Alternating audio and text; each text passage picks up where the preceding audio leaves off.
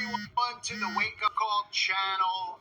There are certain events that I cover knowing that there's going to be satanic imagery or some type of agenda behind it. For example, the Super Bowl and the halftime show or the Grammy Awards, they're always filled with satanic symbols and messaging that I show everybody out there so they can see it in plain sight. And the Olympic opening ceremonies are one and the same. I always wait for it to occur, knowing that there's going to be something that I probably need to cover. And in 2024, the Summer Olympic opening ceremony didn't disappoint. It didn't disappoint in the sense of it was filled so much with satanic imagery that you will not believe. That trending worldwide on Twitter while this was going on were words like satanic, Satanism, Sodom and Gomorrah. It is beyond my comprehension at this point, some of the stuff they're getting away with in plain sight. But this needs to be decoded because there's some things that are very obvious, like you'll see in the clips I'm about to play for you. And then there's a lot of symbolism with what the globalists are trying to create around the world. Something kind of like a French Revolution in a sense, the one that they're honoring here at the Olympics. I kid you not. So here's some clips that I took for you. Hopefully you have a barf bag nearby because you may need to use it, where you can see what the Olympics have turned into. Are they gaslighting people with this, or are they serious? It is absolutely an abomination. But the signs and symbols are right in front of us, including things like the pale horse. Take a look.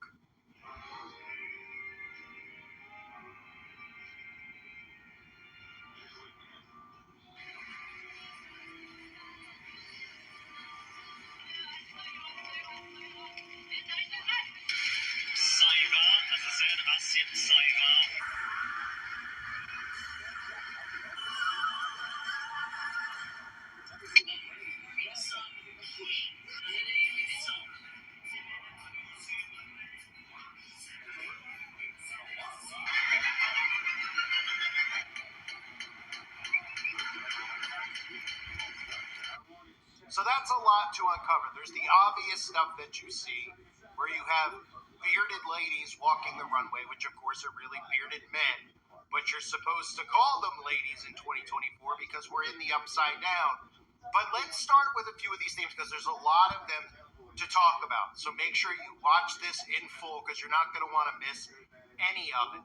The theme of the French Revolution and a salute to Marie Antoinette is so in front of your faces that it should blow your mind. But most people don't even know what they're referencing. They're referencing the French Revolution that occurred in 1789. You saw some of the bloodshed on the screen. I'll get into Marie Antoinette. For those of you that don't know, let me give you a quick summary of the French Revolution.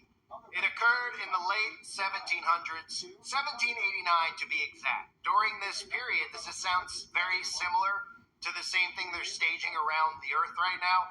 French citizens radically altered their political landscape, uprooting centuries-old institutions. This is when we saw the rise of Napoleon, who staged a coup d'etat, abolishing the Directory and appointing himself France's first consul. Now, you might say, well, what does that have to do with anything going on in the world? Well, specifically in America, everybody's noticing this, right? Because they're trying to stage something very similar to the French Revolution here in America, but it's not just here in America. Because the same blueprint, which I've shown everybody who's followed my channel for years now, the same exact blueprint with the same exact characters are being played out around the earth right now. For example, in Argentina, Javier Milei, the guy that's getting all this publicity in America, hanging out with Elon Musk, playing the same exact character as Donald Trump, right? And who do they constantly compare Donald Trump to, other than, of course, Hitler? They compare him to Napoleon, Trump and the Napoleonic rule of war. And Trump is just a staged character in everything you see going on right now, just like all of these people in positions of power, like Javier, and like in other countries, we see these people put in positions of power who are causing chaos by design so that they can do what? They can bring in new order. They can destroy centuries-old institutions, which is what you're seeing. So it's so fitting that right now, while this occurs in Paris, they're paying homage to the French Revolution while they're really trying to cause that all around the earth by putting actors in place running for political positions of power who aren't really running. They're put in these positions, and they're all staging, in a sense, a coup d'etat. But we'll see a bigger one coming with the fake election in November, and this was just setting the precedent for it. So as I continue on it, because there's a lot to uncover, the theme of off with their head, I have to cover the off with their head, because the fact that they're paying homage at the Olympics to Marie Antoinette is fitting. It's fitting because if you don't know the history of Marie Antoinette was found guilty of 3 charges: conspiring with foreign powers, the depletion of the state treasury, and of committing high treason by acting against the security of the French state. And of course, what happened to Marie was off with their head. And that's where that whole expression, off with their heads, comes from. It comes from Marie Antoinette. I'm sure you've heard it in Alice in Wonderland or in other MK Ultra programming. But it's very fitting because right now, what you're seeing from the Republicans and the Democrats around the earth is staged sabotage. And they're all guilty of treason. The Republicans and the Democrats who are working together to do what?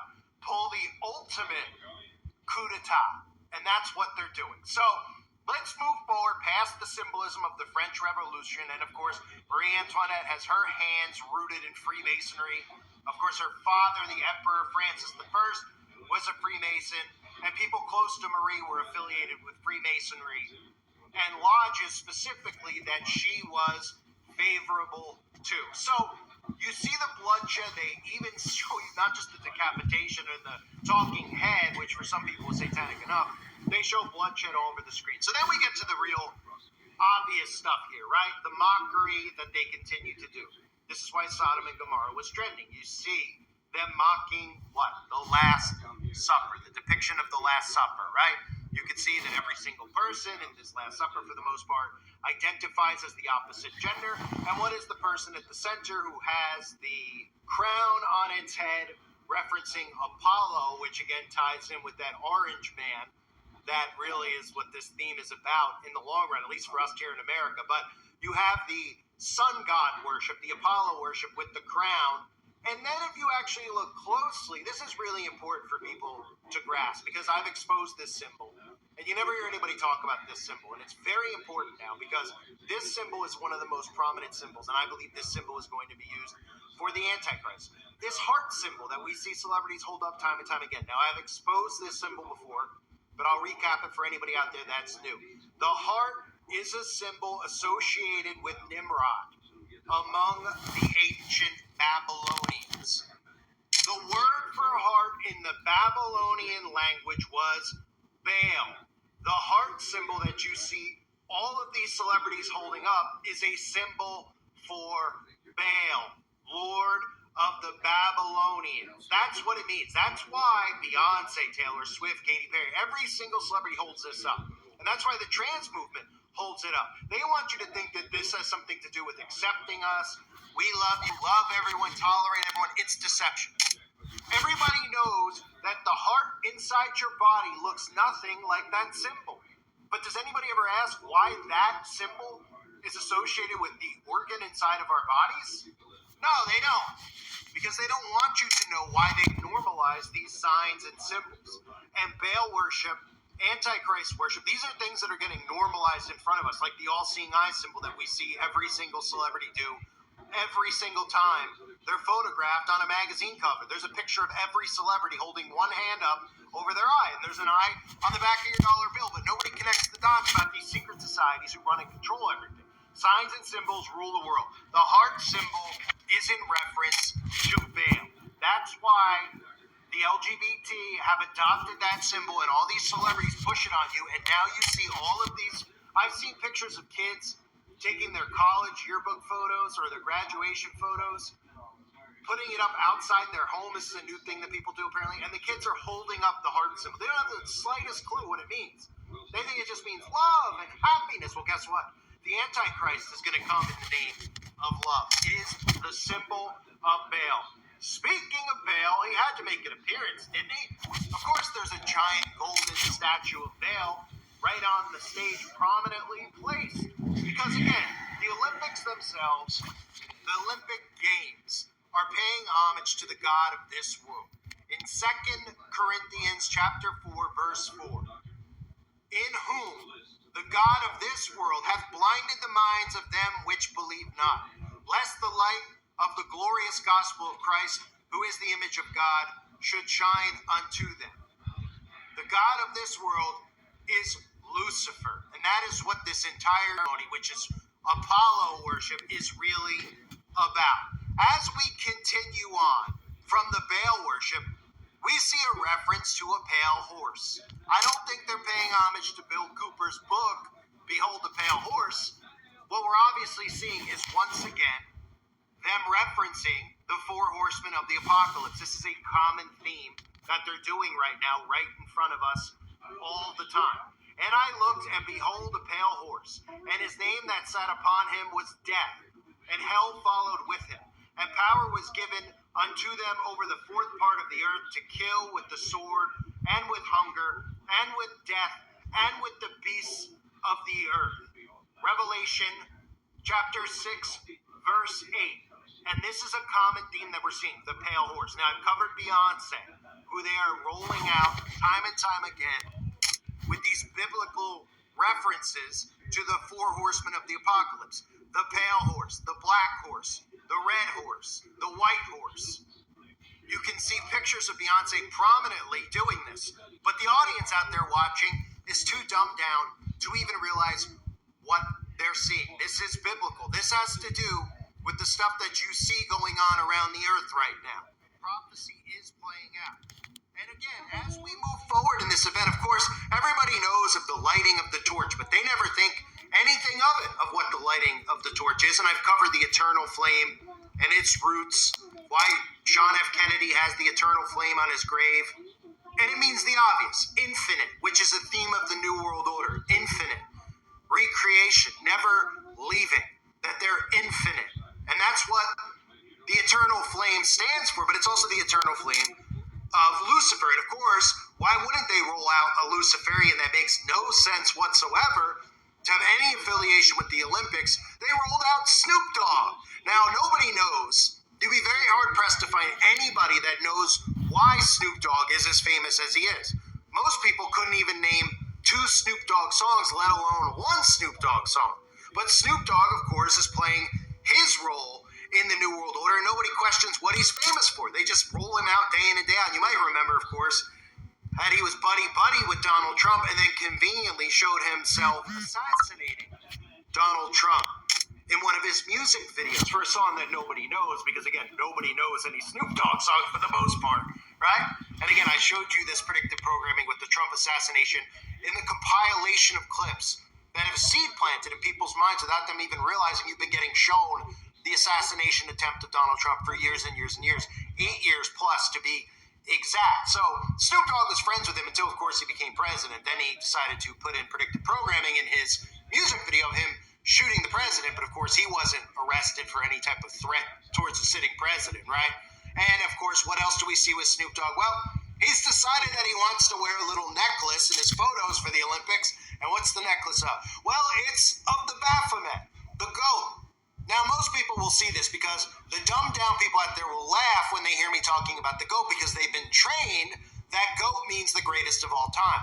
So every celebrity can now get away with having a Baphomet on their shirt, tattooed on their neck, wherever. They just say that, well, it means the greatest of all time. They don't ask themselves for 5 seconds if Snoop Dogg is the greatest of all time, if anybody ever has said that Snoop Dogg is the greatest rapper of all time, because nobody's ever said that. And that's why every rinky-dink celebrity can get away with calling themselves the GOAT and wearing all this goat jewelry. This is satanic worship. That is the Baphomet right on his neck. And that's why they've normalized things like goat yoga right in front of your faces, and nobody's paid attention to it. That's why they can take acronyms and they can take all these things affiliated with Baphomet and normalize it and get away with it, because they know that society is too dumb to figure out what's going on, and they've been trained when they hear someone like me explain it to them to dismiss it and not accept it. So going along with the theme of Baphomet, again, they also had the theme tied in of Assassin's Creed. Now, the villains in Assassin's Creed, but again, are they really villains?